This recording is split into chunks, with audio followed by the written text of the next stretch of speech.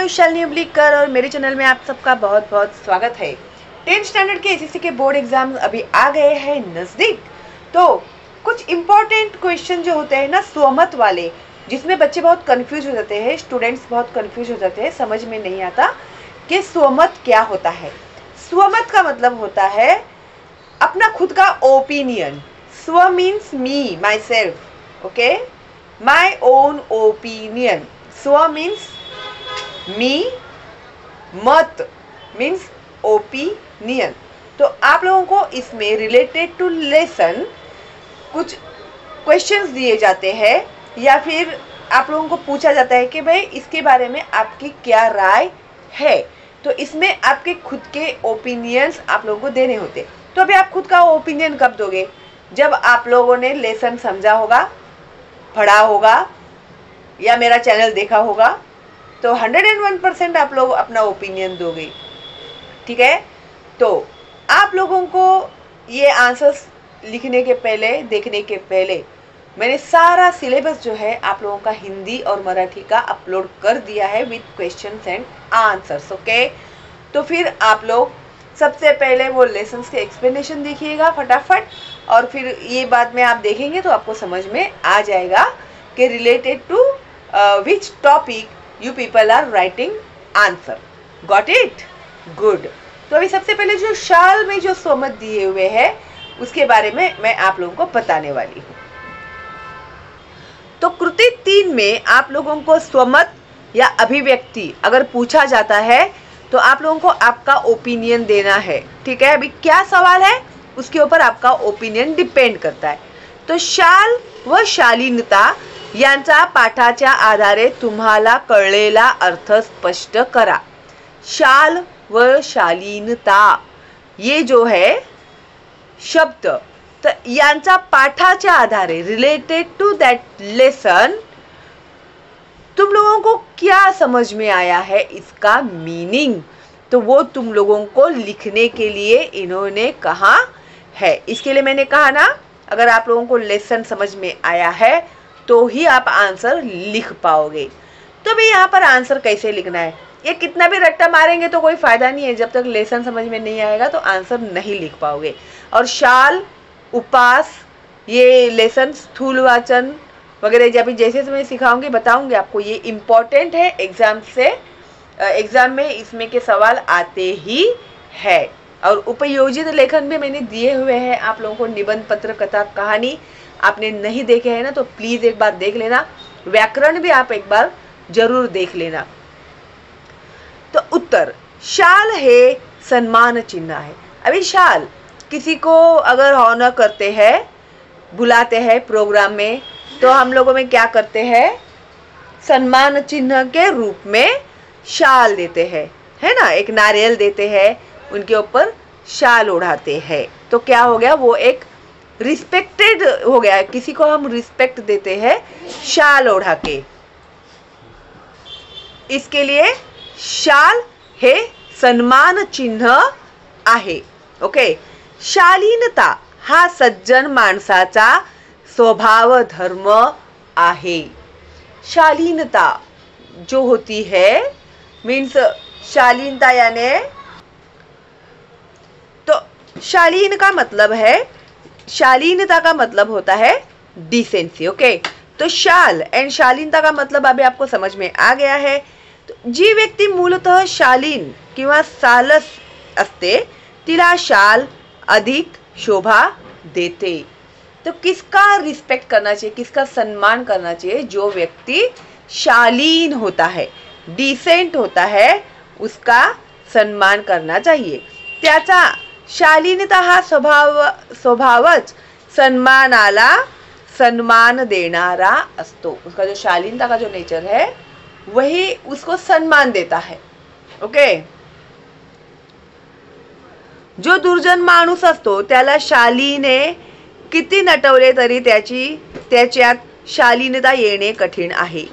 जो दुर्जन माणूस असतो, दुर्जन मीन्स जिसमें दया माया नहीं है, ऐसा जो इंसान होता है, जो नेगेटिव मेंटालिटी के जो इंसान होते हैं, अगर ऐसे लोगों को आप लोग कितने भी शाल देके उसको ऊपर से कितना भी सजाओ, कितना भी ये करो, लेकिन उसके अंदर शालीनता आना बहुत ही डिफिकल्ट है। इसके लिए लिखा है, दुर्जन माणूस असतो त्याला शालीने किती नटवले, याने सजाया तरी त्याच्यात शालीनता येणे कठीण आहे। कर्तबगार व्यक्तीचा शाल व श्रीफळ देऊन सत्कार करण्याची आपल्या संस्कृतीत शुभ पद्धत आहे। कर्तबगार व्यक्ति जो कैपेबल है, यानी जो लायक है, बोलते हैं ना कर्तबगार, उस सम्मान के जो लायक है, उनको हमारे कल्चर में, संस्कृति मीन्स कल्चर में कैसे देते हैं हम लोग? उस व्यक्ति को श्रीफळ, श्रीफळ का मतलब होता है नारियल, नारळ, ओके, आणि शाल यांनी सत्कार करण्याची आपल्या संस्कृतीत शुभ पद्धत आहे। नारियल और शाल देके सत्कार किया, ओके।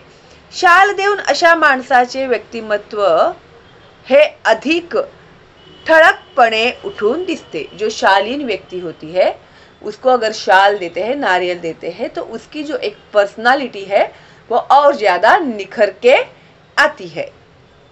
ते समाजाला प्रेरणादायी ठरावे म्हणून शाल देऊन अशा व्यक्तिमत्वाचा सत्कार करणे उचित आहे। समाजाला प्रेरणादायी मीन्स एक एग्जाम्पल।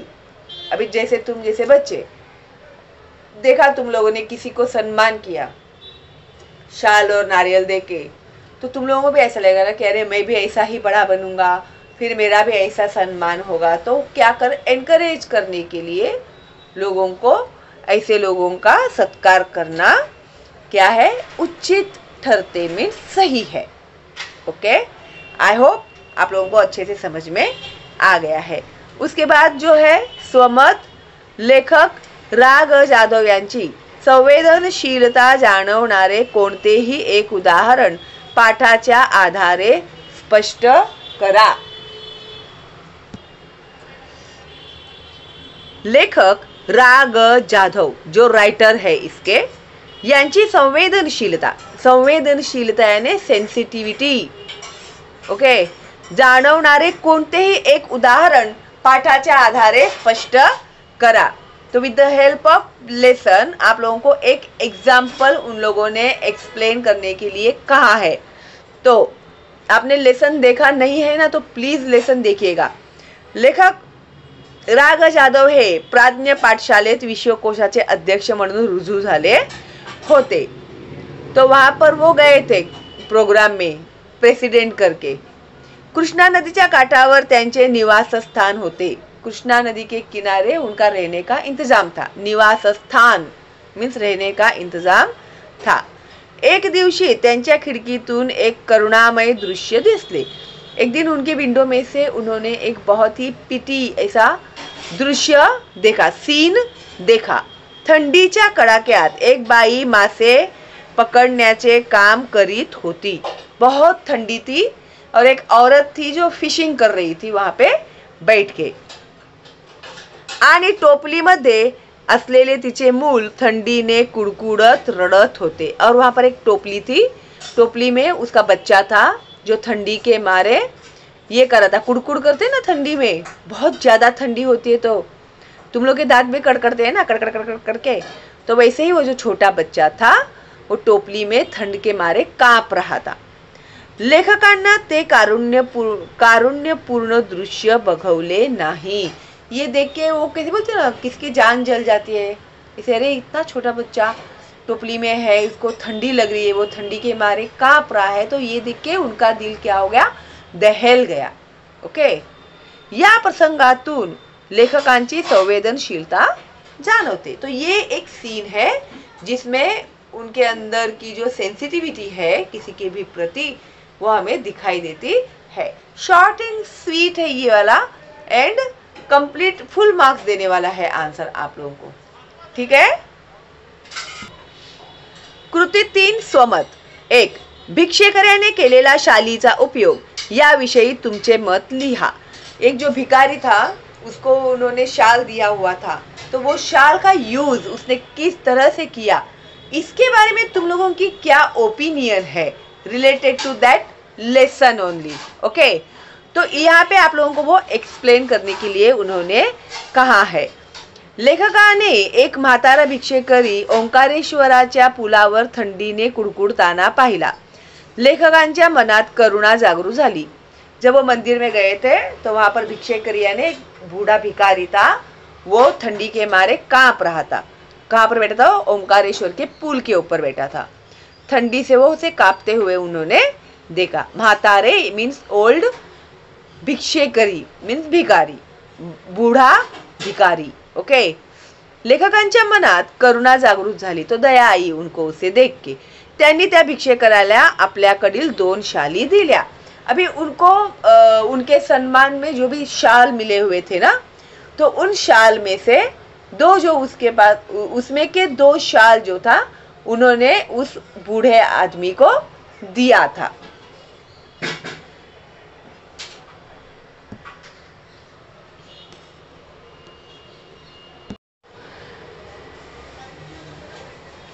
लेखकांच्या मनात करुणा जागृत झाली, त्यांनी त्या भिकाऱ्याला आपल्याकडील 2 शाली दिल्या।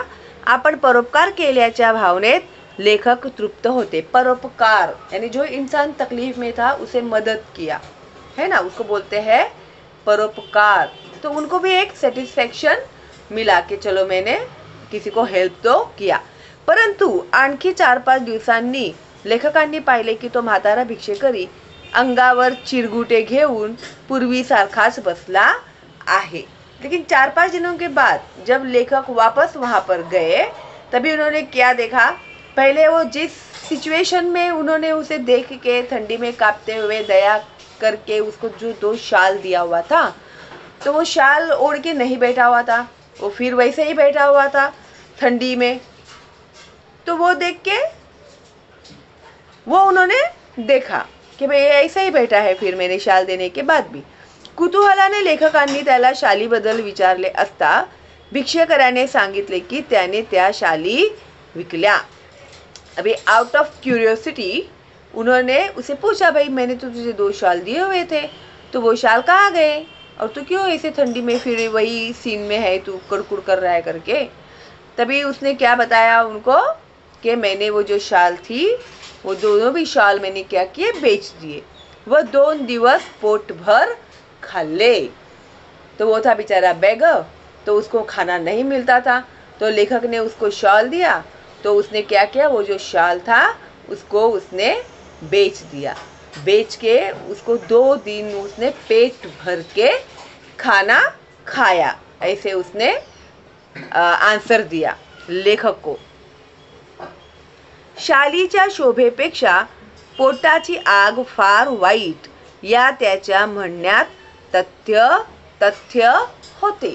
अभी शालीच्या शोभेपेक्षा का मतलब ये है, ठंड लग रही है, वो शाल ओढ़ के बैठा है, लेकिन पेट में एक दाना नहीं है, तो क्या फ़ायदा, है ना।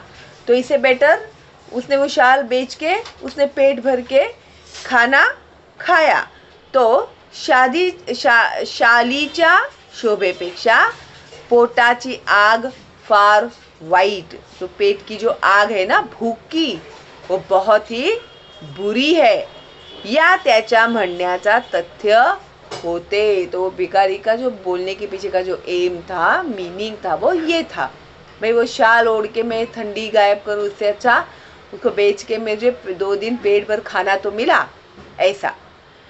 त्याच्या अंगावर शाल पाहून त्याला कुणीही भिक्षा दिली नसती।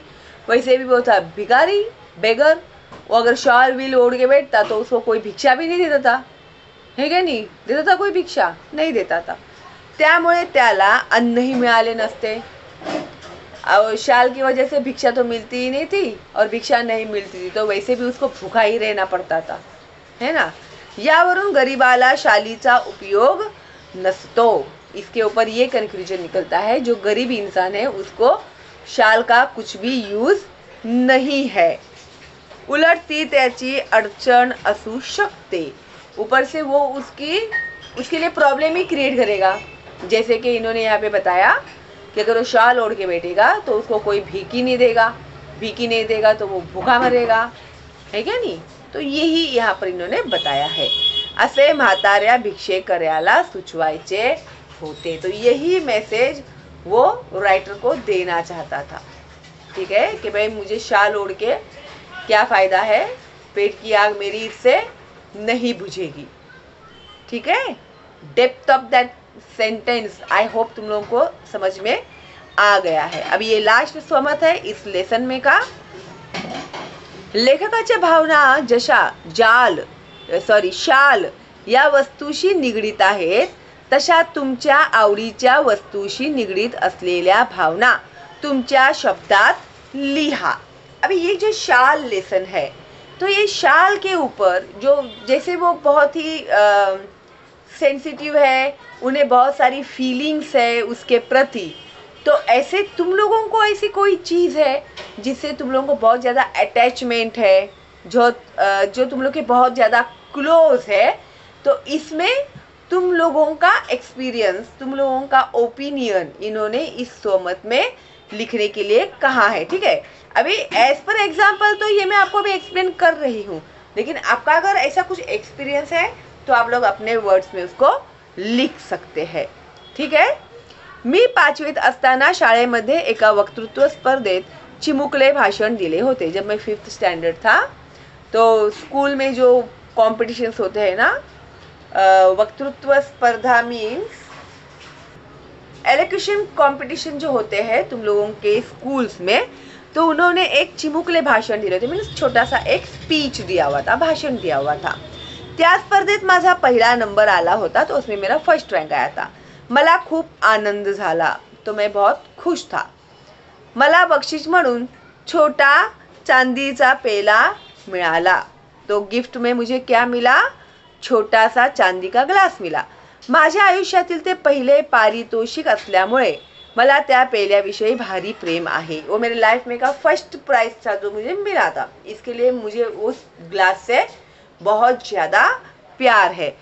त्या दिवसापासून आज तगायत मी त्या पेल्यातूनच पानी पितो। उस दिन से लेके आज तक मैं उसी ग्लास में पानी पीता हूँ। तो पेला मीच वापरतो और वो मैं ही यूज़ करता हूँ, मैं किसी और दूसरे को उसे यूज़ करने नहीं देता।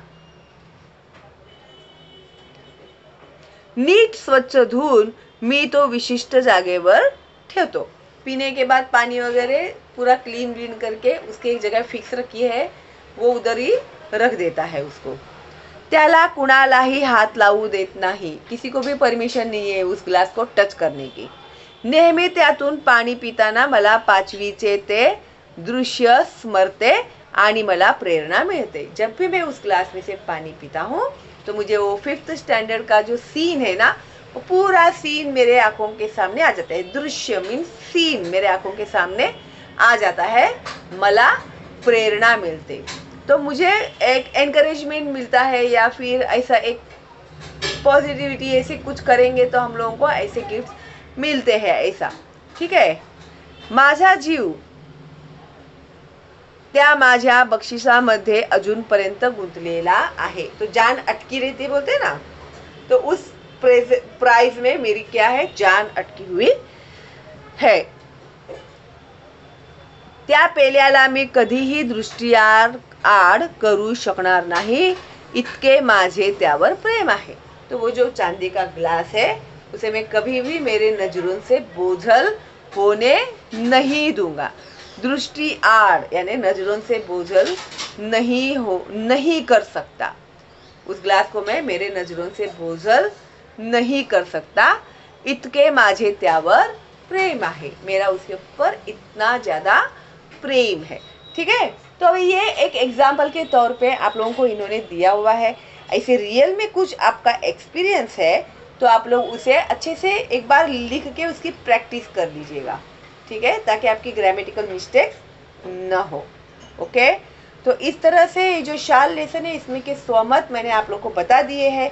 आपके एग्ज़ाम से रिलेटेड आप लोगों को क्या है जो चाहिए मुझे आप प्लीज़ बताइएगा कमेंट में, तो मैं वो अपलोड करने की पूरी कोशिश करूँगी, ठीक है। तो आप लोगों को एग्ज़ाम के लिए all the best and bye bye.